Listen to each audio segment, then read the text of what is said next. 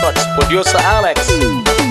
Yin kubu akai kai rot ki janin ya nyen tin bai ke piandu ku bia da kai pon nyen chun te kaman bi gam ku ban Nigeria ele nyai de de mi ten gwe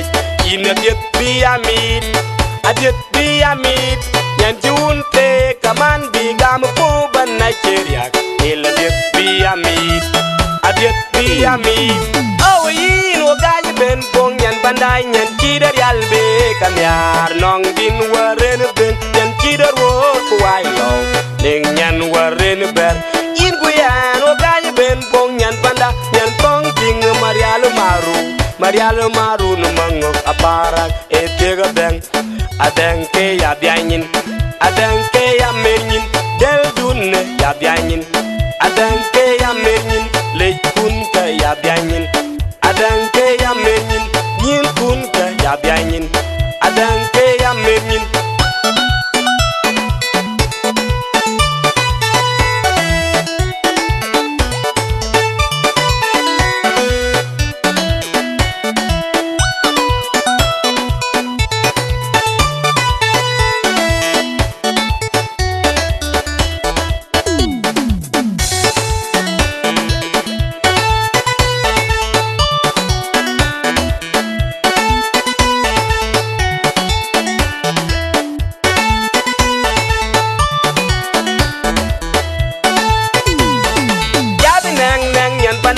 ka deng nya na deng yin ka na du ga chok dang lu na deng lik ya ne ya yin ging ya re tim nyan panda yin ya bya yin adang ke ya bya yin del dun ya bya yin adang ke ya bya yin le kun ka ya mer yin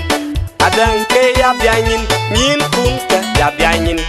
adang ke ya bya yin ya de nang nang nyan panda ka deng nya na deng yin ka na du ga chok dang lu na deng lik ya ne ya yin ging ya re tim nyan panda yin ya bya yin adang ke ya bya yin del dun ya bya yin adang ke ya bya yin le kun ka ya mer yin adang ke ya bya yin yin kun ka ya bya yin adang ke ya bya yin yin ku bu akai kai rot ki janin ya nyen tin bai ke piandu ku bia da kai pon nyen chun te kaman bi gam ku ban Nigeria ele nyai de de mi ten gwe ina diet bi amit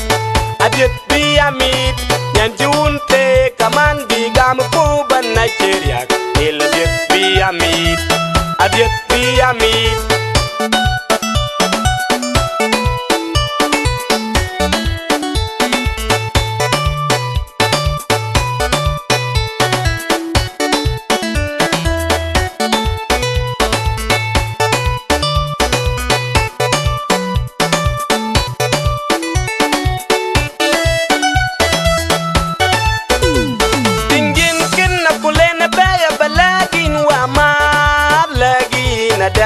kuma kerwul DJ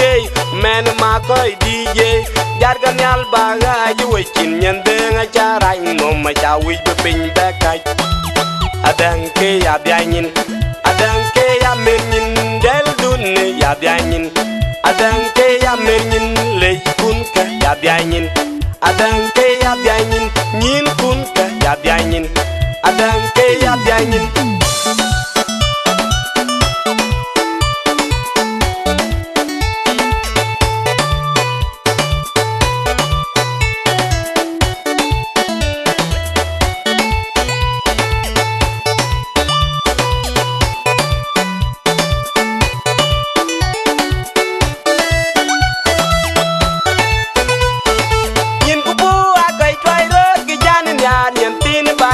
piandu ku bia da kai pon nyen chun te kaman bi gam ku ban Nigeria ele nyai de de mi ten gwe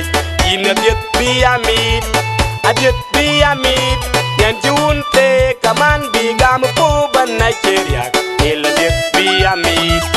adiet bi amit ayata geden nyai kina yata den nyar kayata geden nyai kina yata den nyar ayata geden nyai ayata geden nyai kina yata den nyar kayata geden nyai kina yata den nyar ayata geden nyai